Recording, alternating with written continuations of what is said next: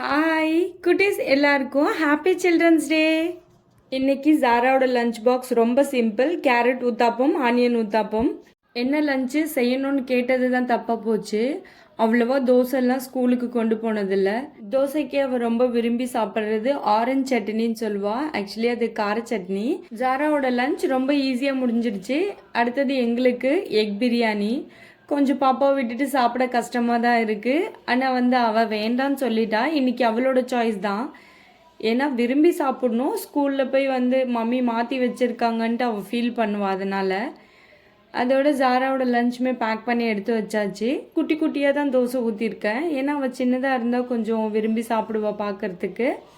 அவளோட snacks பாக்ஸ்க்கு ஆப்பிளும் nuts. ஃபைனலாக எங்களோட பிரியாணியும் ரெடி ஆகிடுச்சு. ஆவி பறக்க பறக்க பார்க்கவே சில்ட்ரன்ஸ் டே. பாய். அவளுக்கும் மார்னிங் க்யூட்டாக ஒரு சாக்லேட் கொடுத்து பாய் சொல்லி அனுப்பியாச்சு.